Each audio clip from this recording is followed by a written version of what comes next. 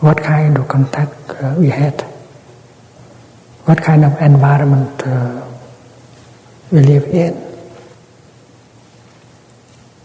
Because getting in touch with all these things means to get the nutriment that is nourishing our depression. It's very important to understand the second noble truth in terms of nutriment consumption, environment. And after having identified the second noble truth, the roots of ill-being in terms of nutriment, we can see the path of emancipation emerging. You only need to cut to the source of nutriment of your depression. You have to deprive your depression with its source of nutriment, and then your depression will have to die, because depression also needs food in order to survive. As the Buddha said, nothing can survive without food, no matter that is your love or your despair. If we are mindful, if we practice mindfulness, we'll be able to be there in the here and the now and observe. And when we observe with concentration, we will find out the source of nutriment that has brought that ill-being to us.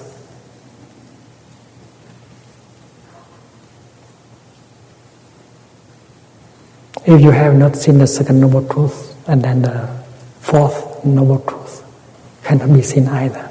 The path leading to the transformation and healing.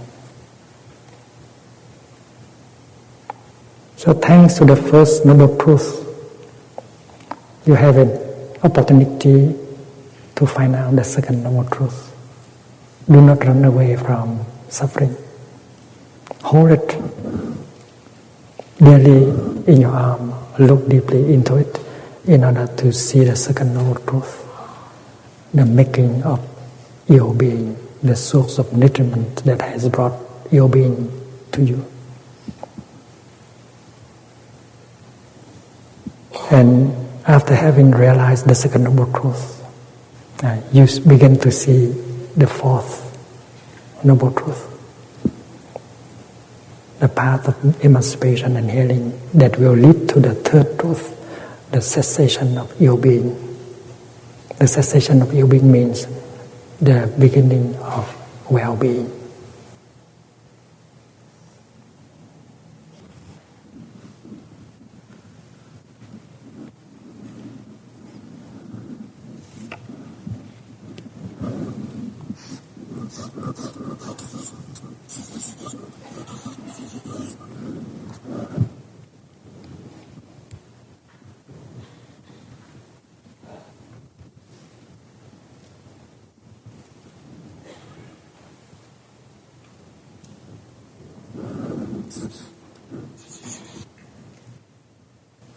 We can say that the second noble truth is the path leading to ill-being.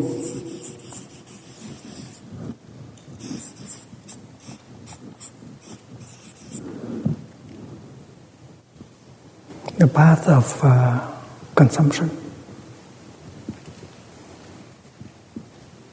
The Buddha spoke about 4 kinds of nutriments.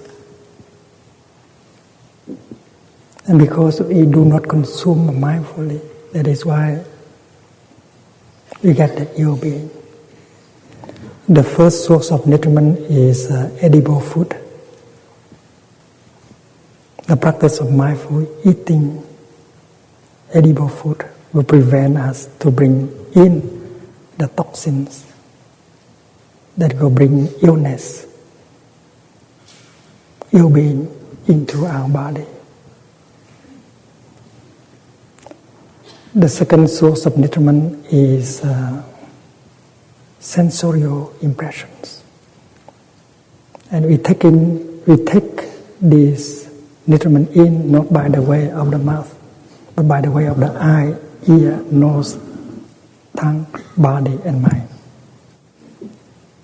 When you read a magazine, an article in a magazine, we consume. When you watch a film, we consume. When you drive through the city,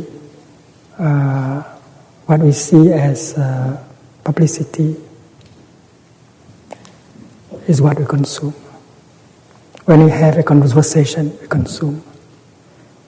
These items of consumption may contain toxins like violence, fear, despair, craving. And by consuming, we bring in these toxins into our body, into our consciousness.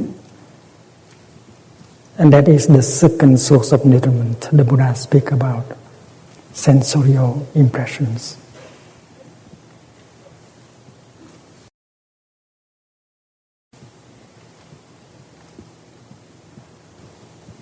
And that is why practicing mindful consumption is to refrain from bringing these items that contain toxin in us. Despair is a toxin, violence is toxin, hate, anger are toxins. We already have a seed of anger, of fear, of despair in us. And if we continue to consume the items that contain the same toxins, and then the seed of fear, anger, despair in us will continue to grow.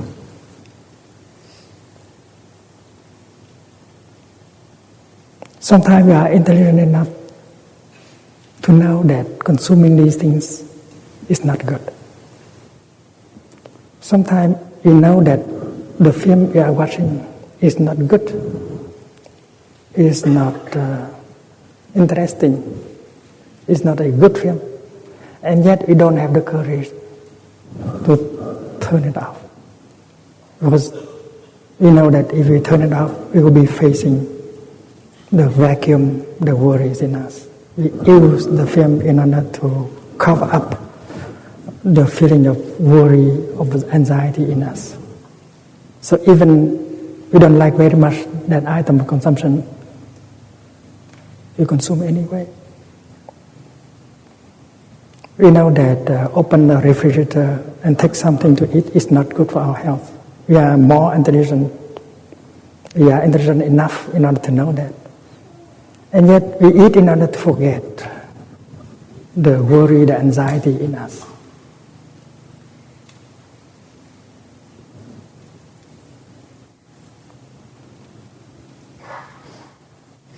And that is why the practice of mindful consumption is the object of the fifth mindfulness training prescribed by the Buddha. And if you live in a community where everyone practices mindful consumption, and then it's very easy for you to practice mindful consumption also.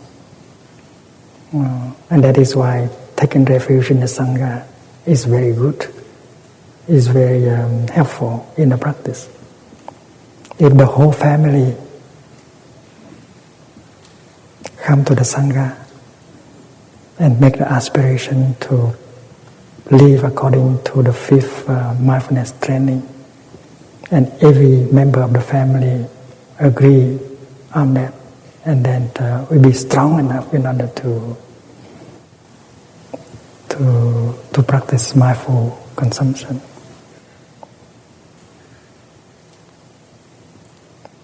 And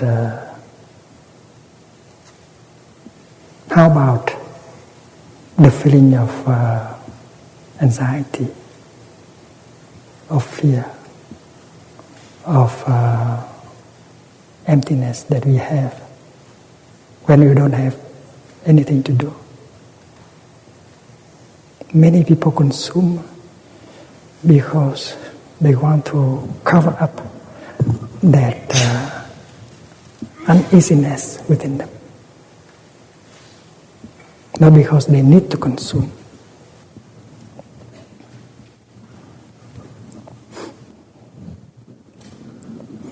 Yesterday we have already spoken of our consciousness as having at least 2 layers, and the layer below is called store consciousness, and the layer above is called mental mind consciousness.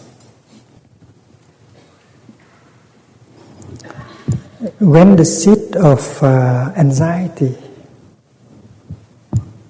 of fear, of confusion come up on this level, we feel uneasy, we feel not happy. We don't like to feel anxiety, fear, uncertainty, confusion. It makes us suffer. And that is why we want to occupy the mind consciousness with another object, like to watch a film, to read a novel, to occupy the mind with another object. That is a way to repress the feeling of uneasiness that is always trying to come up to the surface.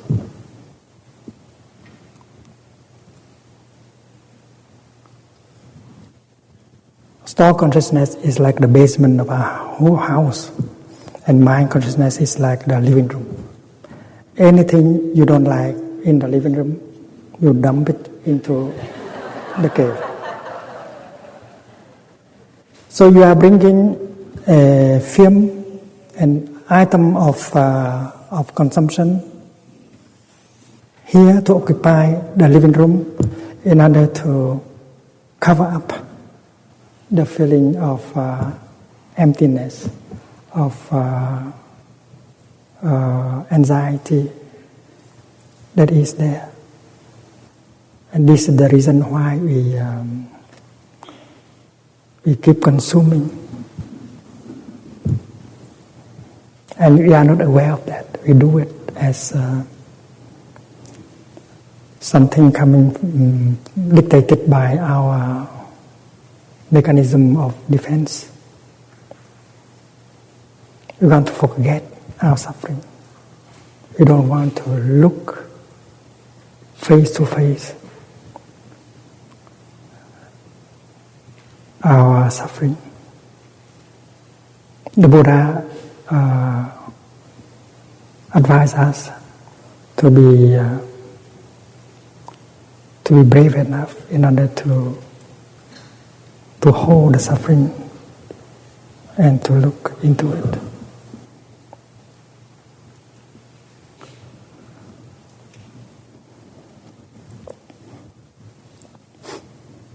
The practice recommended by the Buddha is that when a feeling of anxiety, of fearfulness come up, you should not try to suppress it with the method of consumption. Don't bring anything from outside into your mind consciousness in order to occupy the living room. Invite the energy of mindfulness to manifest. Practice mindful walking, practice mindful breathing, and invite the energy of mindfulness up here in order to take care of that energy that make you suffer, like fear, anxiety, sorrow, despair.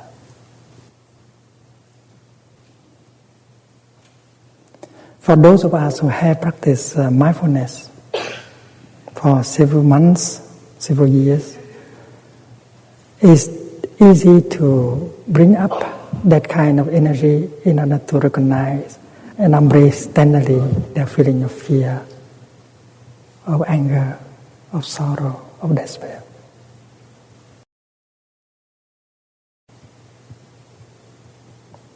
And for those of us who are beginners in the practice, you should apply our efforts in the daily practice of mindful breathing, mindful walking, mindful cooking, mindful driving, so that the seed of mindfulness here become more important. And every time we need it to provide us with the energy of mindfulness, it will do it very quickly. And when you have enough of this energy of mindfulness, you are no longer afraid of the energy of fear, anger anymore. You know how to take care of it. You are mindfulness, you are concentration, you are insight, but you are also your fear, your sorrow, your despair, your anger. So the practice is not mindfulness fighting against fear or anger, but mindfulness recognizing and embracing fear and anger. For those who don't practice, they don't have that energy of mindfulness to take care. That is why they have to practice consuming in order to prevent these negative energies to come up.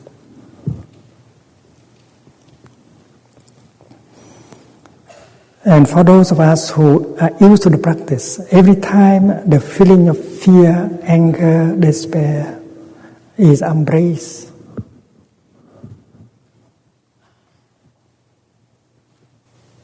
has been embraced by the energy of mindfulness for some time, it will lose some of its energy when it goes back to its original position in store consciousness.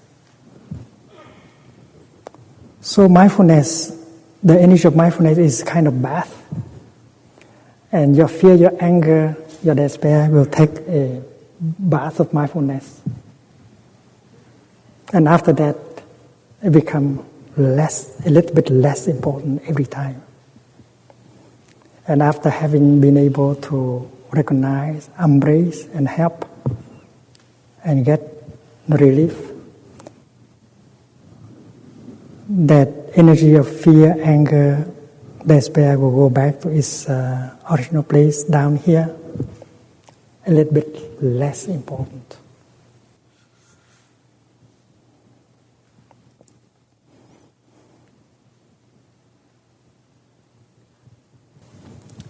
And the energy of mindfulness and concentration continue to grow.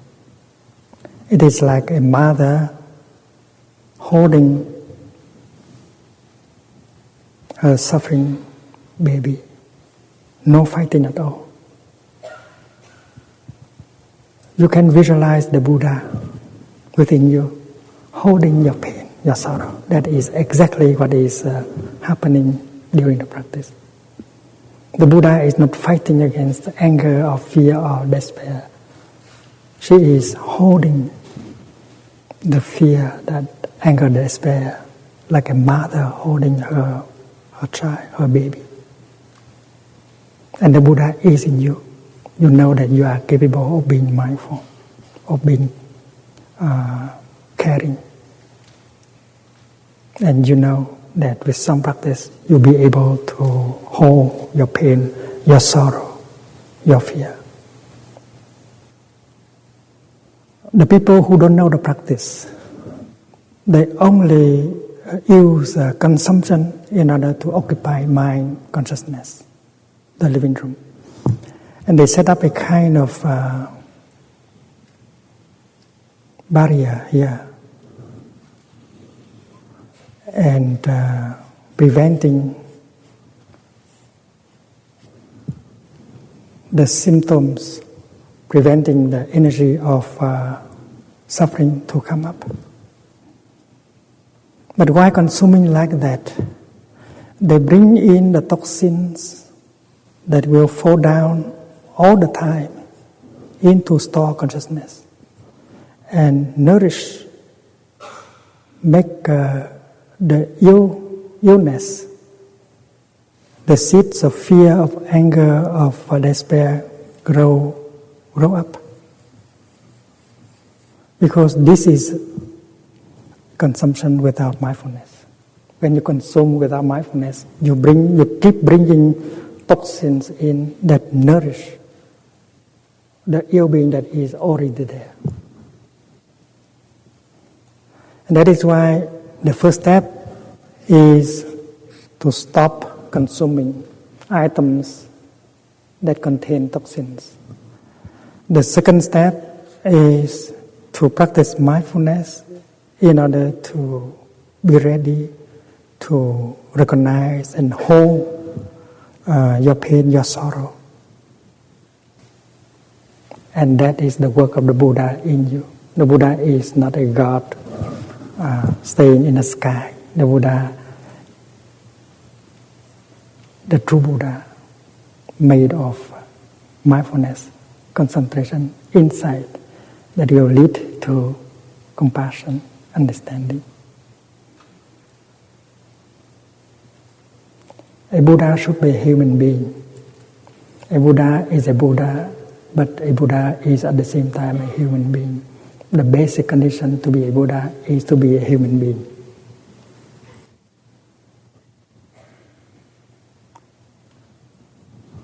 Those of us who do not practice, who do not know how to hold and bring a relief to our suffering, we practice repressing our fear, our anger down here.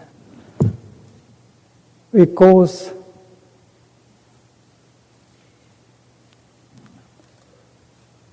give rise to a situation of bad circulation of our psyche because we suppress them. We don't allow them to come up and to go down again. And after some time, with that with that situation of bad circulation of our psyche, symptoms of mental illness begin to appear. It's like our blood. If our blood does not circulate well, and then there will be painful spot a little bit everywhere on our body. So the practice is to allow, to remove that barrier and to allow the pain to emerge. And if you are equipped with mindfulness, you are no longer afraid. Mindfulness will play the role of a big brother, a big sister, of a mother to recognize and embrace tenderly your pain, your sorrow. In the beginning, if the practitioner is still weak, she may like to sit together with other practitioners and asking them to help her to hold her pain and sorrow. Dear sisters, dear brothers, please sit with me. Please help me hold my pain and sorrow. And you profit from the collective energy of mindfulness of the Sangha to hold your pain, your sorrow. And if you continue like that for a number of times, there will be a time when you can do it by yourself alone. Your mindfulness is strong enough.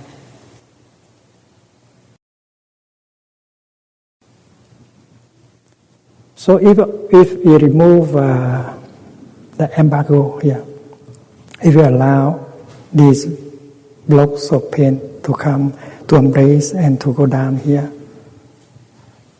you will restore a situation of good circulation of your psyche. A number of months later, the symptoms of mental illness will begin to disappear.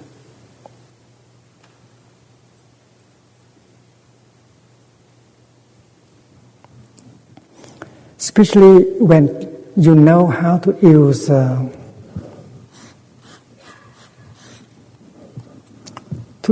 your mindfulness and concentration to look deeply into the nature of your ill being. to recognize the path leading to ill-being.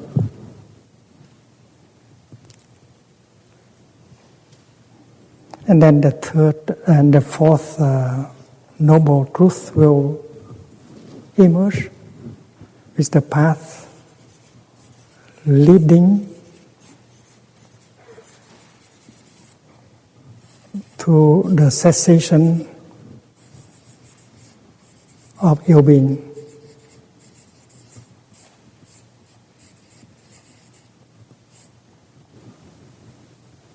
The path of transformation and healing.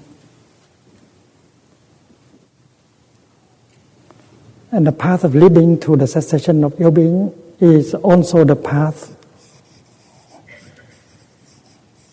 leading to well-being.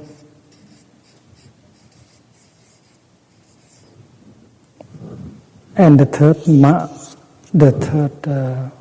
noble truth is the cessation of ill-being, or the existence of well-being.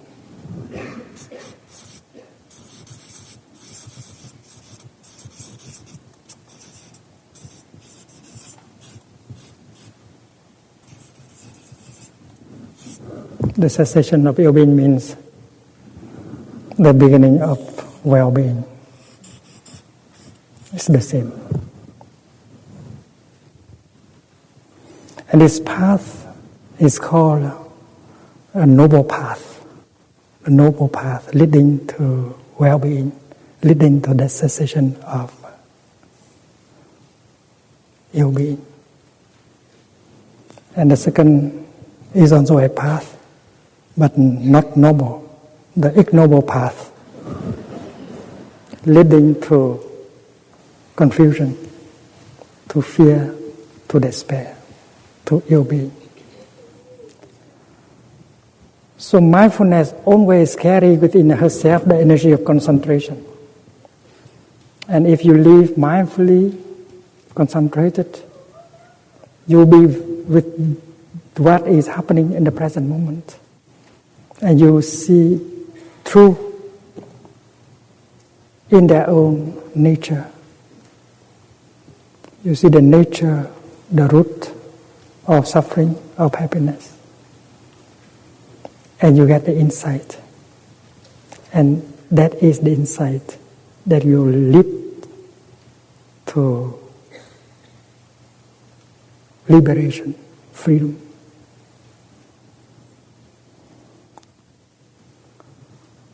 It's a kind of the meditation called insight meditation, vipassana.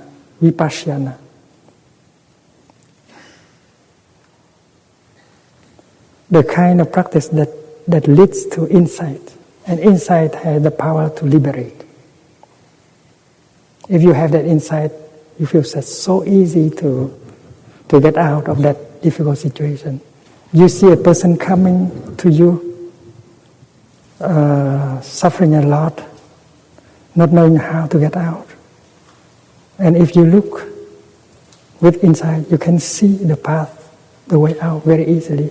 You can help him, you can help her.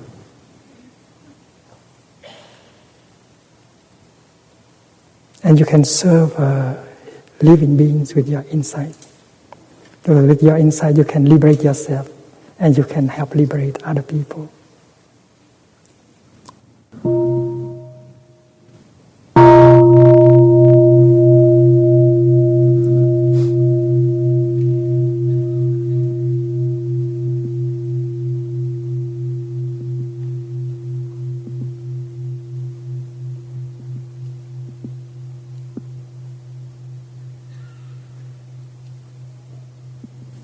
All of us still remember the tsunami happening in Southeast Asia.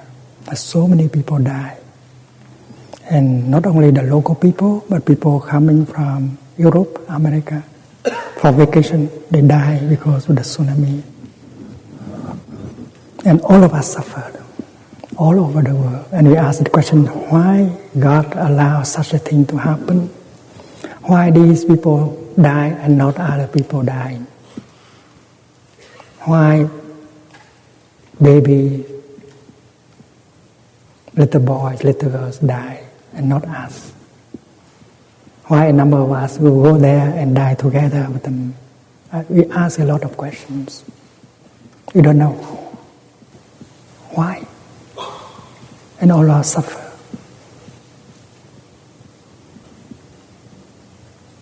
I also suffer with you. But I practice. I sit down and I practice looking. And what I saw is that when they die, we also die with them. Because we interact with them.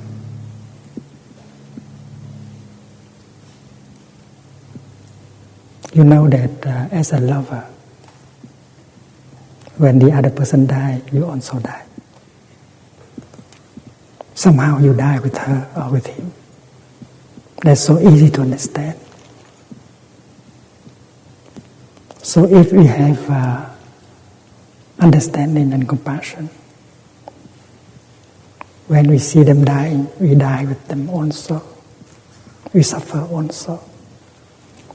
And we find out that they die for us. And we have to live for them. We have to live in such a way that their future should be possible for our children and their children. So it depends on our way of living, that their death will have a meaning or not. And that is the insight of interbeing. They are us, we are them. When they die, we also die. And when we continue to live, they continue to live with us. And with that insight, you don't suffer anymore, and you know how to continue. And you carry all of them in you. And you have peace. So insight is very important. Insight liberates us, getting us out of the difficult situation.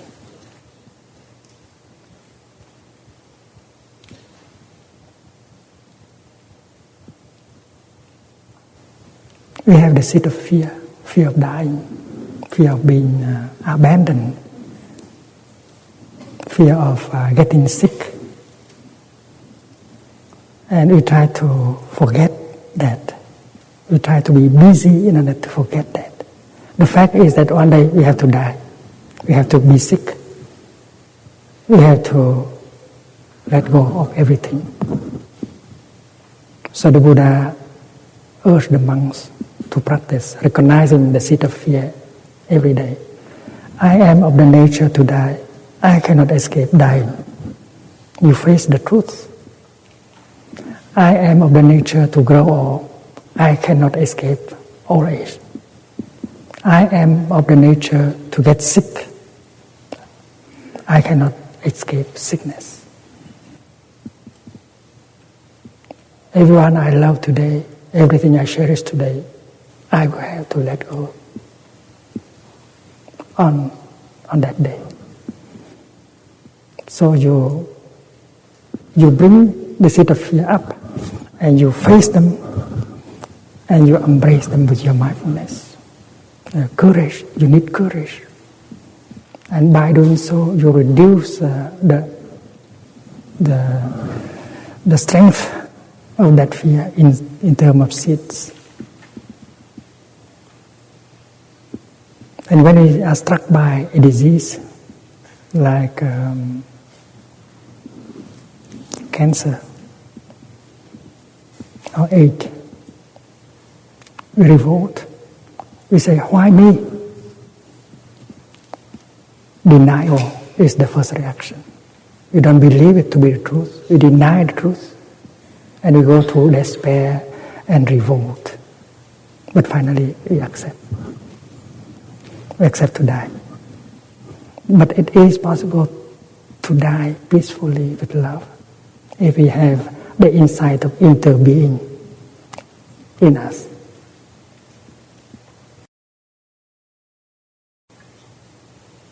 You can die with anger, with revolt, with fear, but you can die with peacefully if you know how to touch your true nature of no birth and no death. A drop of rain falling on the ground, in no time at all, it disappears. You don't see it anymore. But it is still there somehow. Even it is absorbed into the soil, it's still there in another form. Or if it evaporates, it's still there in the air. It has become a gas. You don't see the drop of water, but that does not mean that it's no longer there. It's still there. A cloud can never die. A cloud can become rain or snow or ice, but a cloud cannot become nothing. To die means from something you become nothing. From being you pass into non-being, and that is our idea. Only an idea. Death is only an idea. From someone being someone, you suddenly become no one. That is our idea of death. But meditation helps us to touch our true nature of no birth and no death. Before the cloud manifests as a cloud, the cloud has been water vapor, has been the ocean. So it has not come from non-being into being. So our notion of birth is just a notion. Our notion of death is just a notion. And French scientist Lavoisier, he said that nothing is born, nothing dies. He has his way of looking deeply. And he discovered that there is no birth and no death. And he used exactly the words in the Heart Sutra.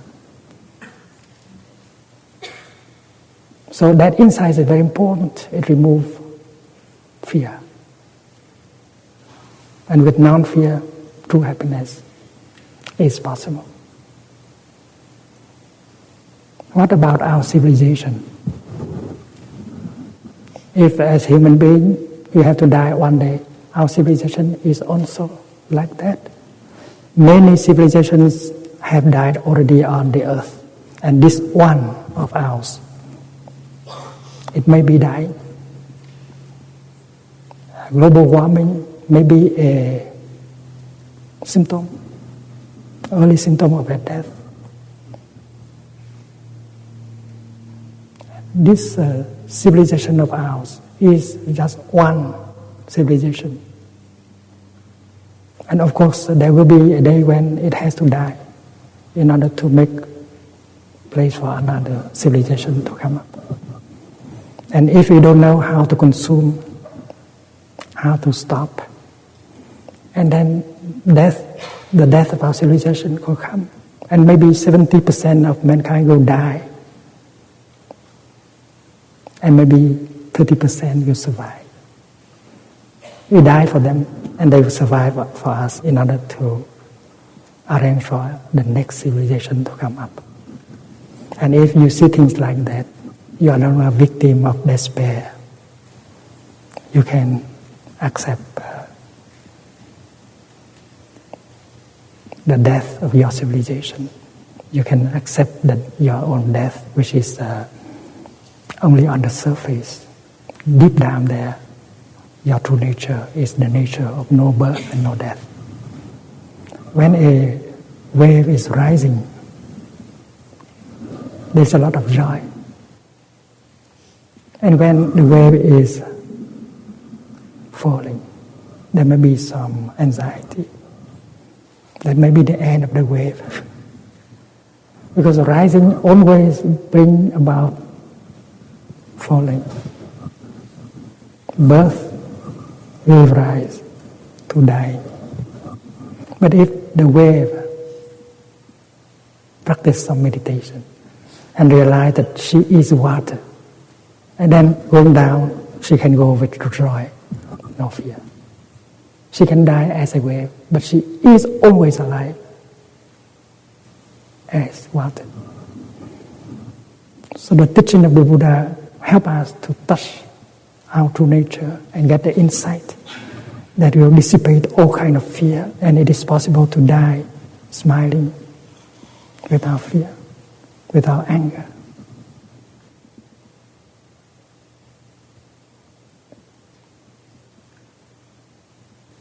And when you have accepted that, you have peace. And if you have peace in you, the situation might be different. When we have peace, it's much easier for us to handle our situation. If all of us panic, and then we accelerate the death of our civilization. But if you accept, if you are peaceful, and then we have a chance. And each of us will know how to do what to do in order to contribute to the saving of our planet. Technology, we have enough technology in order to save our planet. But if we are possessed by fear, anger, separation, violence, we cannot make use of the technology that is available. We have no time. We have no collaboration among us. So even if we have enough technology, we cannot save our planet. But if you practice, if you have your spiritual life, if you can bring calm, acceptance, loving kindness, non-fear in you, you will help bringing the dimension of non-fear, of brotherhood, sisterhood in, and then we have much more chance.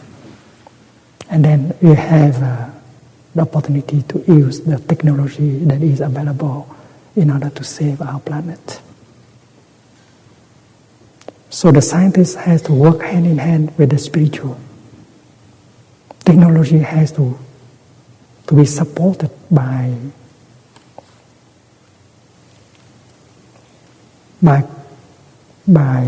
brotherhood, sisterhood, understanding, compassion.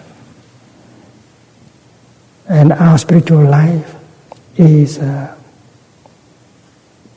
element that can bring about these elements, that can bring about these energies, the energy of peace, the energy of calm, the energy of brotherhood, understanding and compassion. Without that, I don't think that we have a chance. Our planet will have a chance.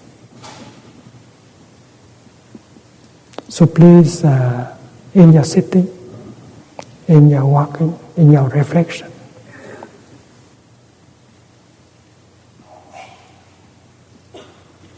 look deeply in order to have that insight, not as a verbal expression, but a real insight. That insight will bring to you peace, acceptance, non-fear. And with that you can make your contribution into saving our planet.